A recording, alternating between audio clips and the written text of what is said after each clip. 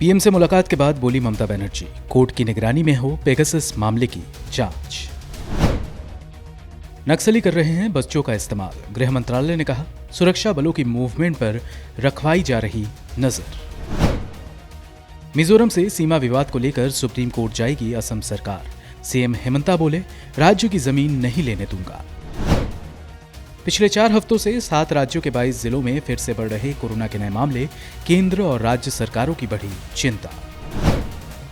सरकार ने लोकसभा में दी जानकारी, सीए के नियमों को आने में लगेंगे 6 महीने और। सुप्रीम कोर्ट ने कहा, कोविड के अलावा दूसरे कारणों से अनाथ हुए बच्चों की भी मदद करे सरकारें, राज्यों से जल्द ऐसे बच्चों का पता लगाने को कहा। और भारत और श्रीलंका के बीच होने वाला दूसरा T20 मैच स्थगित, कृणाल पांड्या मिले कोरोना पॉजिटिव।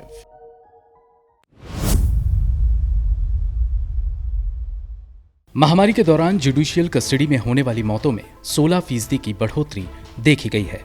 आंकड़ों के मुताबिक साल 2020-21 में महामारी के दौरान जुडिशियल कस्टडी में 1840 मौतें दर्ज की गईं, जबकि 2019-20 के दौरान जुडिशियल कस्टडी में होने वाली मौतें 1584 थी। ये जानकारी 27 जुलाई मंगलवार को गृह राज्य मंत्री नित्यानंद राय ने लोकसभा में दी है। उन्होंने 3 सालों के आंकड़े जारी किए हैं। आंकड़ों के मुताबिक सबसे ज्यादा मौतें उत्तर प्रदेश में दर्ज की गई हैं। बताया गया है कि साल 2020-21 के दौरान उत्तर प्रदेश में ऐसी 443 मौतें दर्ज की गई हैं। इनके अलावा अगर टॉप अन्य 4 राज्यों के आंकड़े देखें तो पश्चिम बंगाल दूसरे स्थान पर है, जहां जुडिशियल कस्टडी में 177 मौतें दर्ज की गई, जबकि बिहार में जुडिशियल कस्टडी में 156, मध्य प्रदेश में 155 और महाराष्ट्र में 130 मौतें दर्ज की गई हैं। इनके अलावा अगर पुलिस कस्टडी में हुई मौतों के आंकड़े देखें तो इनमें सबसे आगे मॉडल राज्य गुजरात है, जहां पुलिस की कस्टडी में 17 मौतें दर्ज की गई। इनके अलावा महाराष्ट्र में 13, उत्तर प्रदेश में 8, पश्चिम बंगाल में 8, मध्य प्रदेश में 8 और बिहार में पुलिस कस्टडी के दौरान 3 मौतें दर्ज की गई। अगर पिछले 3 सालों के आंकड़े देखें तो पता चलता है कि साल 2020-21 के दौरान देश भर में पुलिस कस्टडी में 100, 2019-20 के दौरान 112 और साल 2018-19 के दौरान 136 मौतें दर्ज की गई थीं। यानी पुलिस कस्टडी में होने वाली मौतों में कमी हो रही है। ब्यूरो रिपोर्ट, गो न्यूज।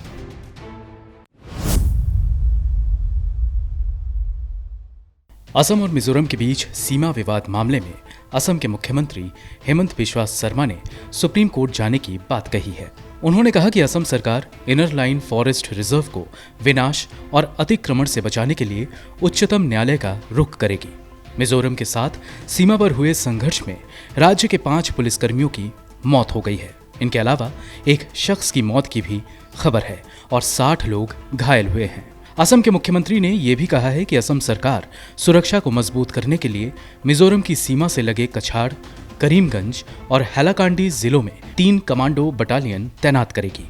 असम के मुख्यमंत्री का कहना है कि सैटेलाइट तस्वीरों से पता चलता है कि यहाँ सड़कों का निर्माण किया जा रहा है और झूम की खेती के लिए जंगलों को साफ किया जा रहा है, जिसकी इजाजत नहीं दी जा सकती। झूम खेती एक कृषि गतिविधि है जहाँ खेत को पेड़ों और अन्य वनस्पतियों से साफ किया जाता है और फिर आग लगा दी जाती है।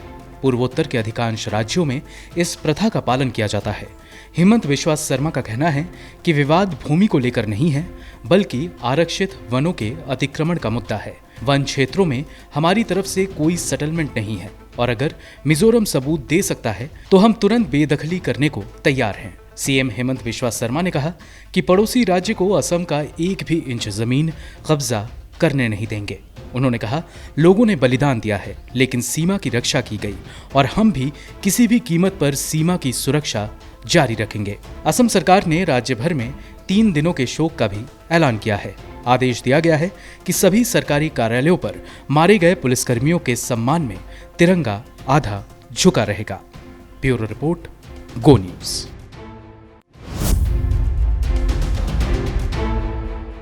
भारत में कोरोना की दूसरी लहर के दौरान लोगों ने अपने ट्रैवल प्लान रद्द कर दिए थे, लेकिन अब एक और जहां विशेषज्ञ बार बार संक्रमण की तीसरी लहर की चेतावनी दे रहे हैं, वहीं भारतीय नागरिक घूमने की योजना बना रहे हैं। इससे देश में तीसरी लहर की संभावना और बढ़ गई है।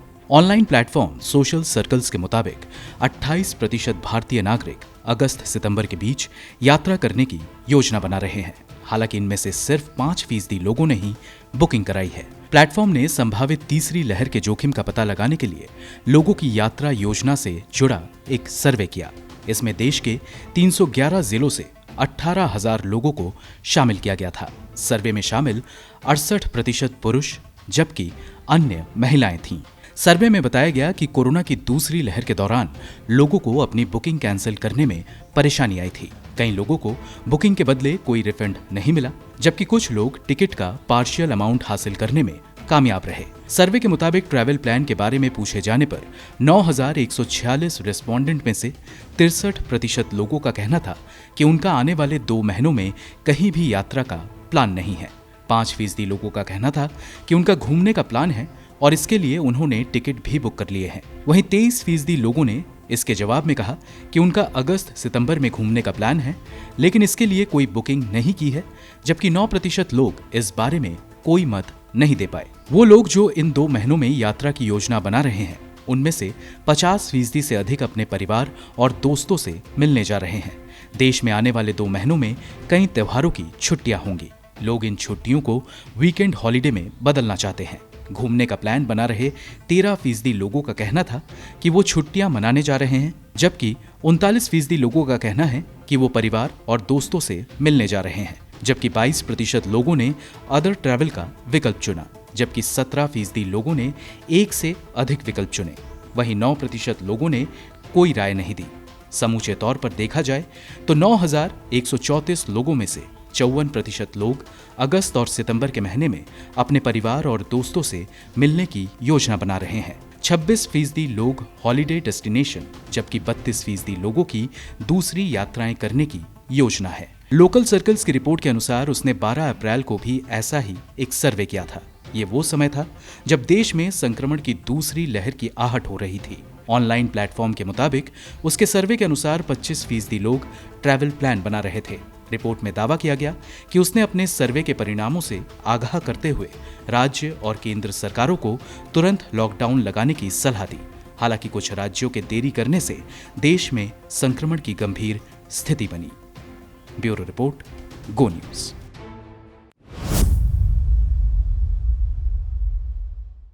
केंद्र सरकार बिजली ग्रिड पर संभावित हमलों से महत्वपूर्ण बुनियादी ढांचे की रक्षा के लिए कई शहरों में तथाकथित पावर आइलैंड सिस्टम बनाने की योजना पर चर्चा कर रही है।